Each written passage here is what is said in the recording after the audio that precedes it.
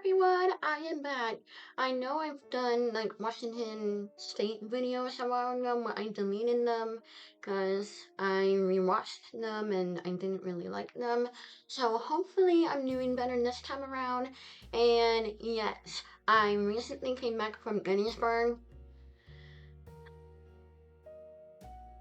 I don't know what to say. I will do a complete reenactment of what happened, and hopefully I've caught something on the voice box, and I know I caught something from my spirit box on my phone.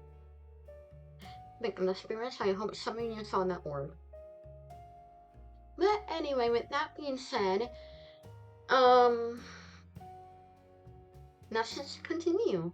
Or restart our Washington State tour. Now I'm just seeing things. I really hope that is a reflection from the light. I think it is. Anyway. The pop, the part, here we go. The popcorn smell is gone, and there are no posters advertising new indie flicks.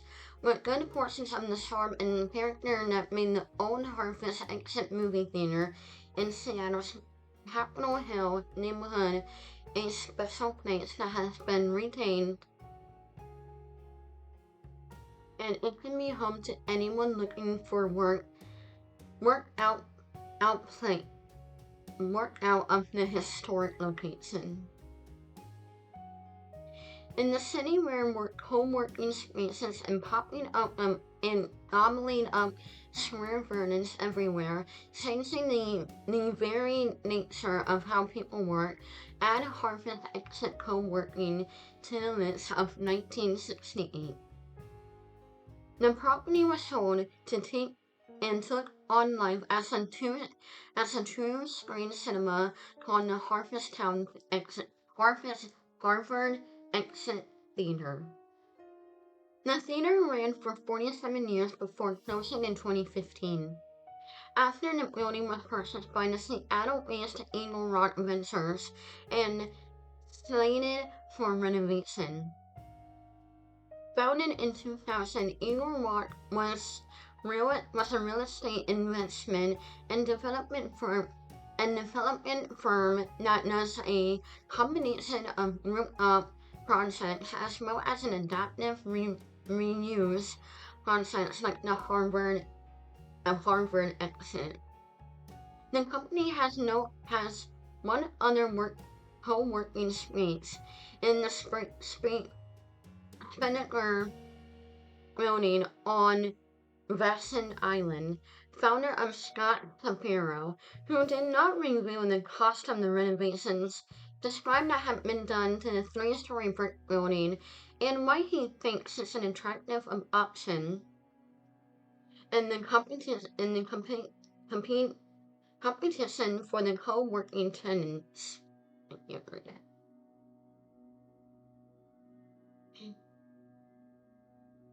The 3-year renovation pretty much created a cell inside the original structure. Eagle Rock renovated existing windows and light fixtures, and a left large Douglas fir ceiling, beams and wood molding in place.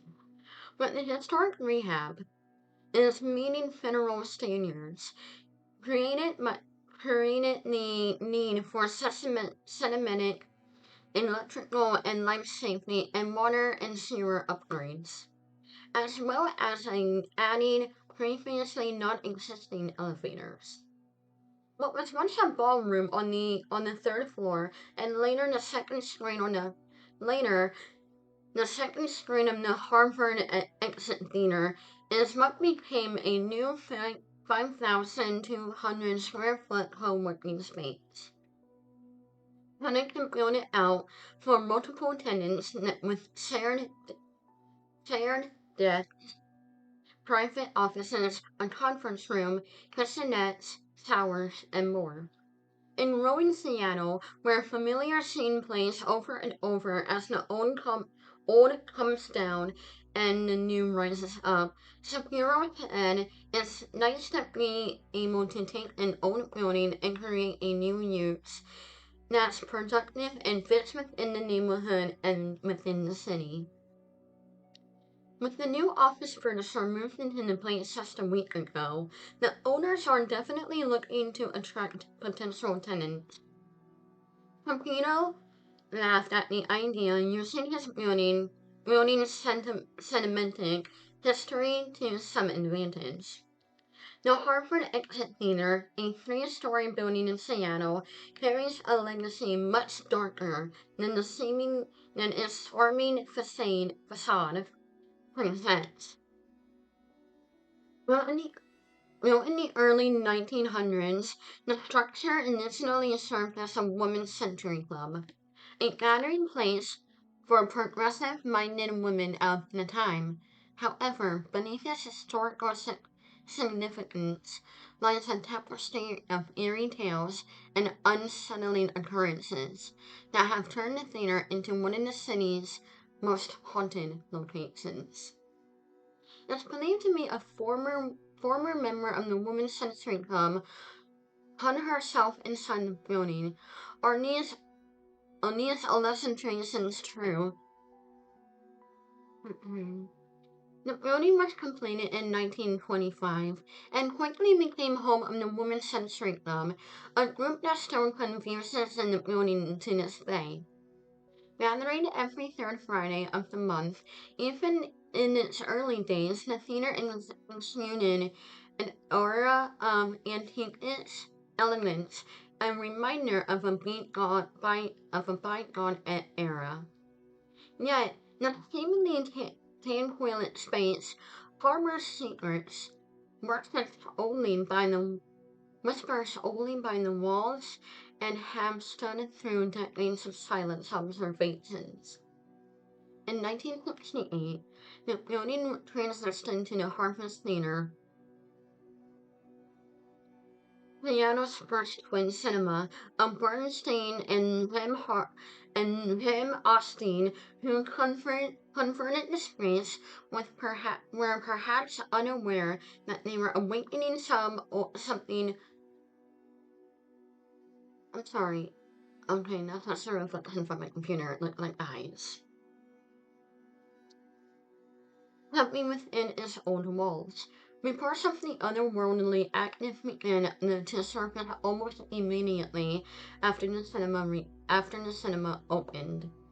The most frequent shining spirit was of a woman clad in 1920s attire who would silently glide through the lobby and staircases, vanishing as quickly as she appeared.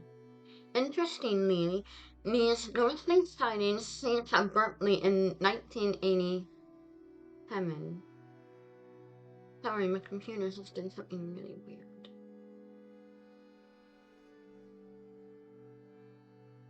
If anyone came back from Gettysburg, you have to leave. Please.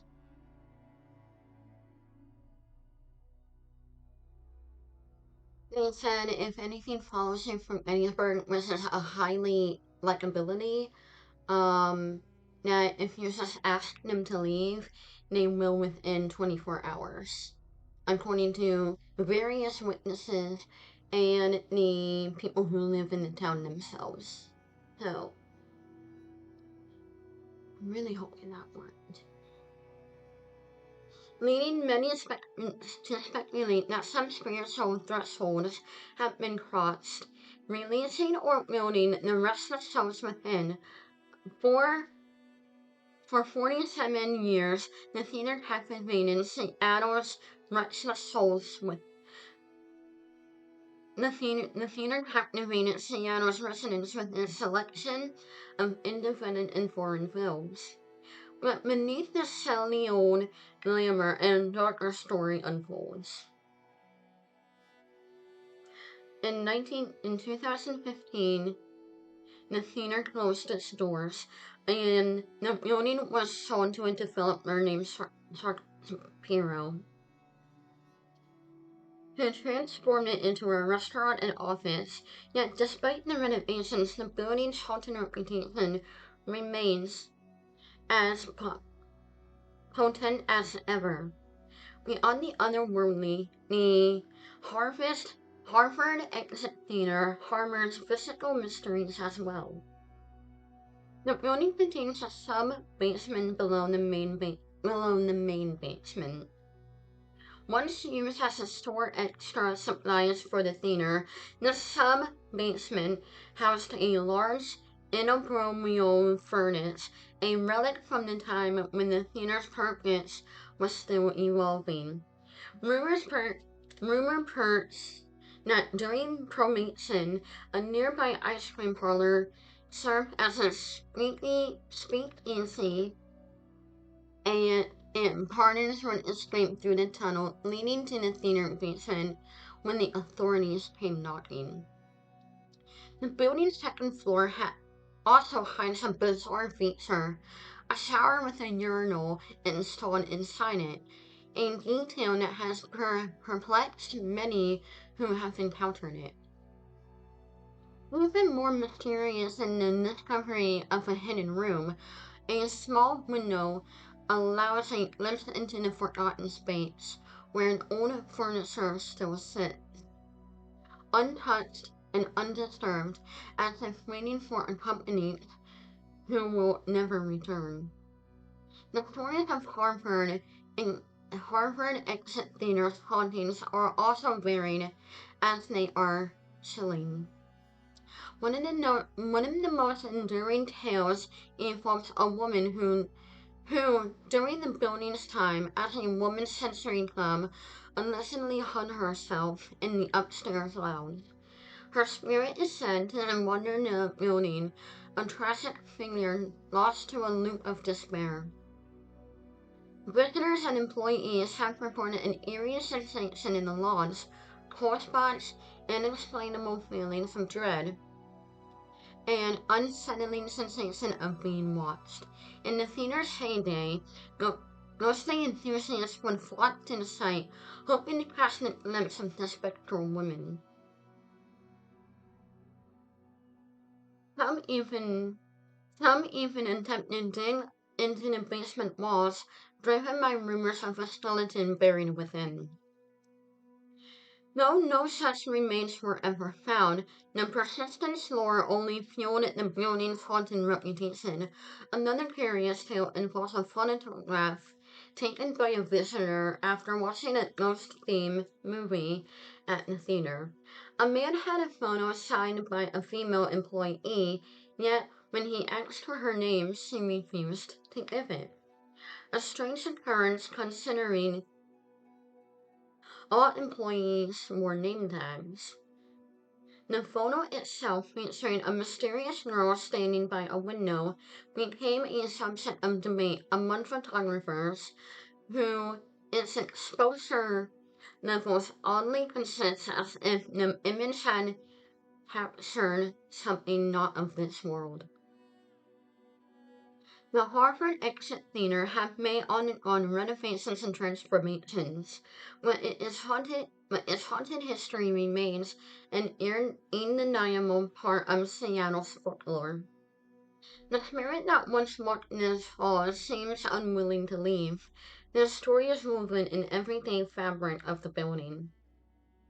Whether you believe in ghosts or not, they can't easily be dismissed. The Harvard Exit Theater stands as a monument to a past that refused to be forgotten. A place where the line between the living and the dead blurs, and where echoes of history continues to resonate. I am nowhere near Washington State. But I do know Washington State is not the oldest state, obviously, because it wasn't here until like I don't even know when Washington State was founded. Um, but I do know it is, at least the land is old. Like every land on Earth is old. With all the places I talked about, I would love to visit them. Even if it's even if it's like this much possible. Because right now it's more like not possible at all for me at the moment. Um but yeah, I would love to visit the all the places I'm talking about, and hopefully in future videos, I'm gonna be talking about the island of the dolls of Mexico. I was just watching something about that, and I was like, that might be a good video. I mean, if you guys heard of the island of the dolls in Mexico, let me know. It's pretty creepy. And Zach Bagans of Ghost Adventurers was there in like the beginning of the whole Ghost Adventurers thing, and he did not like it. I mean, me too. I'm like Barbie dolls and all of that. I still have some from like when I was younger, but I don't play with them. I just keep them on the shelf. But with porcelain dolls and stuff like that. No. And I knew having an American Girl doll. I think I sold it in a garage sale like a while ago. But I'm gonna be like Zach, who was like that half the time because he wanted me to investigate when he hated that the dolls were everywhere. I'm not even kidding you. If you don't know the island of the dolls, look it up. Like, it's insane. But with the theater in Washington, if it's still there and I get a chance to visit it, I'll try to record if they let me. And hopefully you guys have seen my ghost tour that I posted from Gettysburg. I actually cannot believe they allowed me to do that. Thank you, Gettysburg. Anyway, thank you guys for watching my channel and videos. Please remember to like, comment, and subscribe. And as always, I am Haunted Girl, and I'll speak to you later. The paranormal is my playground.